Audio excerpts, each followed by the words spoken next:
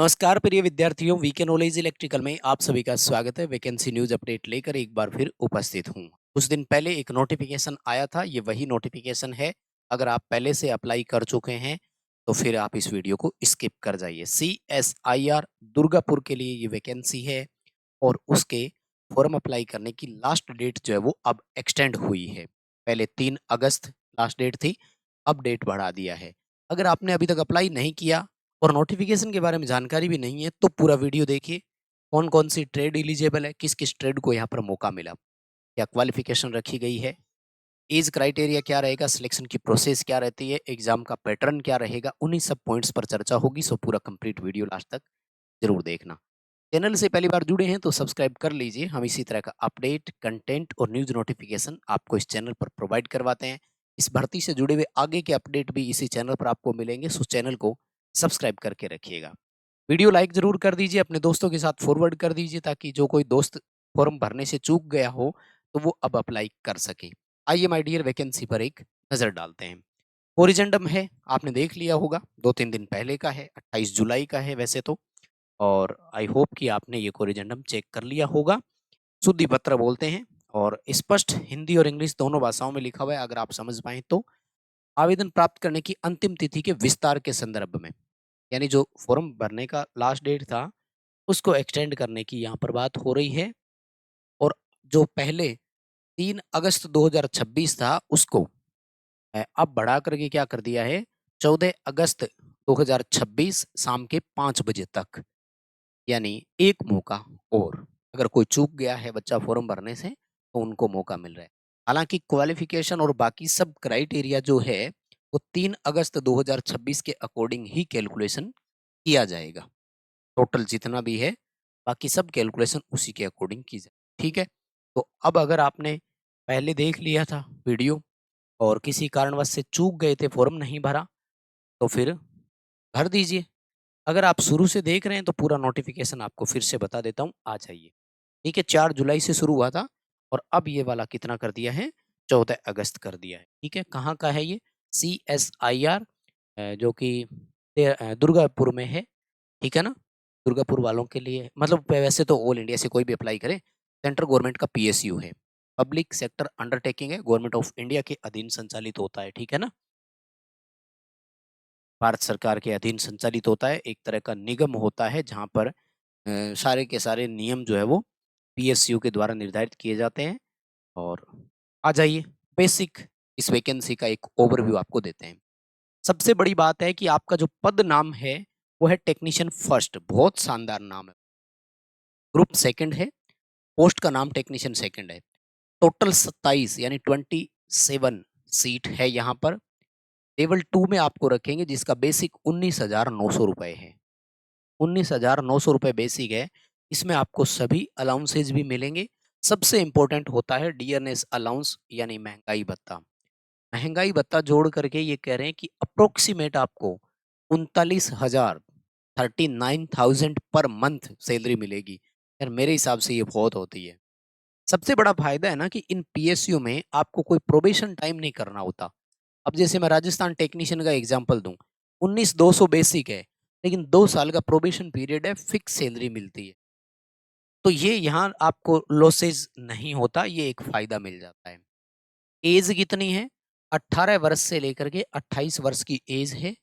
और ये जो एज का क्राइट एरिया है, ये अनरिजर्व और EWS कैटेगरी वालों के लिए, इसके लिए है, EWS और अनरिजर्व कैटेगरी के।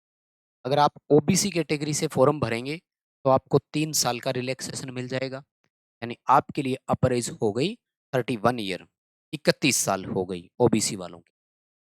अगर आप SC या ST कैटेगरी से फॉर्म अप्लाई करेंगे तो आपको 5 साल का रिलैक्सेशन मिलेगा। किस किस को गुरुजी, SC ST को।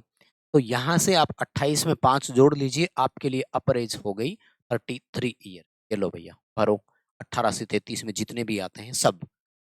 देखो सीटों की संख्या ये है वो है, अगर आप नेगेटिव चीज़ें ढूंढेंगे ना तो इस वैकेंसी में मैं बहुत सारी नेगेटिव चीज़ें भी बता दूंगा। लेकिन अगर आप पॉजिटिव इम्पैक्ट की तरफ जाएं तो ये है कि देखो भाई, क्रूशियल कंडीशन है, भर्तियां इतनी ही आती है। ये ऐसे ही डिपार्टमेंट है तो यहाँ सीटों की संख्या तो इतनी आएगी। 27 सीट है, यहाँ हम 2700 सीटों की उम्मीद तो नहीं कर सकते। ठीक है? 39,000 रुपए सैलरी मिल रही है और इससे बेटर क्या हो सकता था हमारे लिए? मेहनत हमें करनी पड़ेगी, है ना? बहुत सारे मैं क्या आजकल देख रहा हूँ नेगेटिविटी इतनी है कि सबसे पहला कमेंट आता है, बोले यहाँ तो सब सेटिंग हो जाती है। भाई पहली चीज़ तो ये है कि अगर ऐसी सेटिंग हो जाती है, तो आप भी कर लो और अगर आपकी सेटिंग होती भी नहीं है और आपको लगता है कि बिना सेटिंग के सिलेक्शन होता नहीं है, तो फिर पढ़ना छोड़ दो। हम कर क्या सकते हैं, वो भी आपको ही तय करना है। क्या हम पढ़ाई करके सीट में सिलेक्शन ले सकते हैं? यदि हाँ, तो पढ़ाई करिए और आपको लगता है कि यार पढ़ करके सिलेक्शन नहीं लिया जाता, सेटिंग वालों को होता है, तो पढ़ना छोड़ दो भाई, काम लगो आज से ही, क्यों समय बर्बाद करना? बताओ मेरी बात से सहमत हो कि नहीं हो? ये 2 ही चीज़ें हैं अपने पास, आपके पास पैसा नहीं है, राजनीतिक पावर नहीं है, आप सेटिंग नहीं कर सकते, तो फिर तैयारी करो और आप ये कह रहे हो कि नहीं, नहीं तैयारी से होता नहीं है, तो फिर द छोड़ दो और अपना काम धंधे लगो भैया, ताकि समय बर्बाद नहीं हो और आज से ही पाँव पे खड़े हो जाओ। खैर, आगे बढ़ते हैं। यहाँ फीटर वालों के लिए भर्ती है मेरे दोस्त और फीटर वालों के लिए 14 सीटें हैं। कितनी? 14। क्या मांगा है क्वालिफिकेशन में? 10th पास होना चाहिए। उसमें आपके जो साइंस सब्जेक्ट है, विज्ञान विषय तो होना ही चाहिए। विज्ञान विषय में कम से कम 55% नंबर होने चाहिए। आपकी फीटर ट्रेड में आईटीआई होनी, यानी 10वीं में विज्ञान विषय, साइंस में 55% कम से कम नंबर। एग्रीगेट स्कोर की बात नहीं कर रहा है। चाहे वैसे आपके 10th में 50% ही नंबर हो, बट साइंस में 55 होने चाहिए। वैसे 10th में 80% है, लेकिन साइंस में अगर 54 है तो भी भर नहीं पाओगे। ठीक है? तो ये सिमिलर रहेगा सबका। जैसे यहाँ पर दूसरा देखो, इलेक्ट्रिशियन और मैकेनिक इलेक्ट्रिकल पावर ड्राइव के लिए भी है, तो सिमिलर वही इलेक्ट्रिशियन ट्रेड वाला भर सकेगा। 10वीं साइंस में 55% नंबर, इलेक्ट्रिशियन में आईटीआई और टोटल मात्र 4 सीटें और चारों अनरिजर्व के लिए। अनरिजर्व का मतलब होता है ओपन टू ऑल। जो टॉप 4 बच्चे हैं, चाहे वो किसी भी कैटेगरी के हो, उनका सिलेक्शन होगा। यहाँ अनरिजर्व को मैं कई बार बच्चों को देखता हूँ, वो अनरिजर्व और जनरल को बराबर समझ लेते हैं। अनरिजर्व और जनरल बराबर नहीं है। अनरिजर्व का मतलब है अनारक्षित, किसी के लिए रिजर्व नहीं है। वहाँ जो टॉप पर बच्चा आएगा वो सिलेक्शन। तो चाहे आप एससी से हैं, चाहे आप ओबीसी से हैं, अगर टॉप 4 में आ जाओगे तो सिलेक्शन आपका है। अब लगता है कि यार 4 सीटों में तो क्या ही होता है, तो फिर मत फॉर्म भरना भाई, आपका इंडिविजुअल डिसीजन है। हमारा काम है वीडियो बनाना, हम आप तक सूचना दे रहे हैं और वो करते आए हैं काम और करते रहेंगे काम। इसी तरह से इलेक्ट्रॉनिक्स मैकेनिक वालों के लिए भी है 4 सीटें। ठीक है? सिमिलर है, इलेक्ट्रॉनिक्स और इंस्ट्रूमेंटेशन में आईटीआई होनी चाहिए, साइंस में 55% नंबर होने चाहिए। ठीक है? उसके बाद में मशीनिस्ट के लिए है, तो मशीनिस्ट ट्रेड में आईटीआई 2 सीटें हैं। ठीक है? उसके बाद में फाउंड्री मैन की भी है, फाउंड्री मैन में आईटीआई और एक ही सीट है। अब देखो इनकी क्या हालत है, इलेक्ट्रिशियन वालों की कम से कम 4 सीट तो है। Mechanic MMV motor mechanic vehicle, उनकी भी एक ही सीट है यहाँ पर। ठीक है? आरएसी वालों की भी 1 सीट है। तो ये है टोटल आपके लिए 27 सीटें भैया। ओके? ये ऑफिशियल वेबसाइट है, यहाँ आपको विजिट करना है और इस पर जाकर के आप करियर पे क्लिक किया करो। कई बार बच्चे मैं देखता हूँ कि कहते हैं कि अप्लाई का लिंक दे दो। क्या आप इतने मतलब इमैच्योर बचे हो, अपरिपक्व हो कि हम अप्लाई का लिंक नहीं ढूँढ सकते? ऑफिशियल वेबसाइट बताइए, यहाँ करियर पर जाओ और क्लिक करो। सीधा लिंक मिल जाता है, कोई दिक्कत नहीं है आपको, ठीक है ना? और जो एग्ज़ाम का पैटर्न रहेगा वो क्या है आपका, देखो मैं आपको बताता हूँ। तो इसमें टोटल 3 पेपर होंगे, पेपर फर्स्ट, सेकंड और थर्ड। पेपर फर्स्ट केवल क्वालीफाई करना है आपको, लेकिन जो सेकंड और थर्ड है, वो मेरिट में शामिल किए जाएँ। पेपर फर्स्ट जो है, ये आपको केवल और केवल क्या करना है, पास करना है। इसको मेरिट में नंबर नहीं जुड़ेंगे। ये है मेंटल एबिलिटी का, 50 क्वेश्चन रहेंगे और 1 घंटे का समय मिलेगा यहाँ आपको। 50 क्वेश्चन के लिए 60 मिनट मिलेगी। 2-2 नंबर का 1 क्वेश्चन रहेगा, कोई नेगेटिव मार्किंग नहीं। लेकिन ये पास करना ज़रूरी है, अगर ये पास नहीं करोगे तो सेकंड और थर्ड चेक भी नहीं होंगे। हालाँकि इसके लिए हमने स्पेशल टेस्ट सीरीज़ बना करके आपको हमारे ऐप में उपलब्ध करा दी है, लिंक डिस्क्रिप्शन में है। वीके नॉलेज का ऐप डाउनलोड कर लीजिए और इलेक्ट्रीशियन वालों की मैं बात कर रहा हूँ और अगर बुक से पढ़ना चाहो टेक्निकल जो पार्ट 3 है, उसके लिए तो ये स्पेशल बुक है। ये हिंदी मीडियम है, ये इंग्लिश मीडियम है।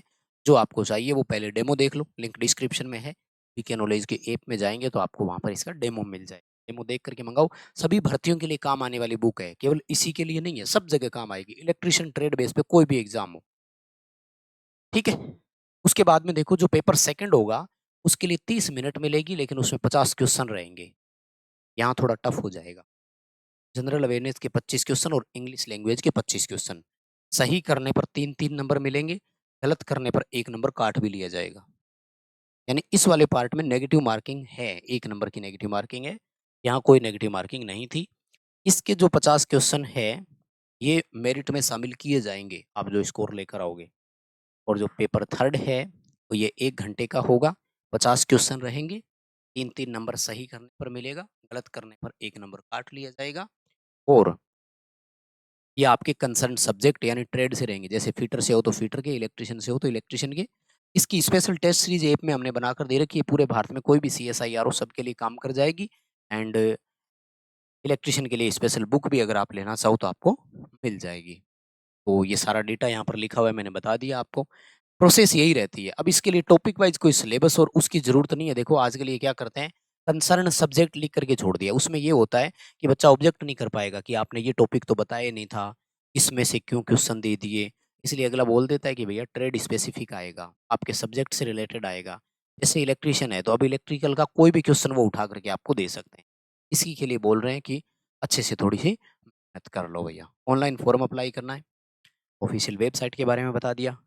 डेट एक्सटेंड हुई है, क्रूशियल डेट आपको बता दी, सिलेक्शन प्रोसेस आपको बता दी, पद कितने हैं और एज बताया आपको। ठीक है, एक चीज़ और रह गई है ना, फॉर्म की fees. I think form fees इसकी 101 रुपए के आसपास होती है। ठीक है, वो थोड़ा-सा आप इसमें देख लेना, मिल जाएगी आपको। चला गया इसमें डिटेल मैंने देखा नहीं है, कोई बात नहीं। आई थिंक फॉर्म फीस 100 रुपए के आसपास होती है सीएसआईआर की, ज़्यादा नहीं है, तो वो आप कर देना। बहुत धन्यवाद सभी का। प्लीज़ वीडियो को लाइक करके जाना यार, बहुत मेहनत लगती है, छोटा-सा अप्रिशिएट ही तो माँग रहे हैं कि लाइक कर जाओ प्लीज़। ऐसे एक बटन है, वही दबाना है। हो सकता है तो दोस्तों तक फॉरवर्ड कर दीजिए ताकि जो दोस्त इंटरेस्टेड हो वो तो फॉर्म भर सके। बहुत-बहुत धन्यवाद, थैंक यू वेरी मच, शुक्रिया।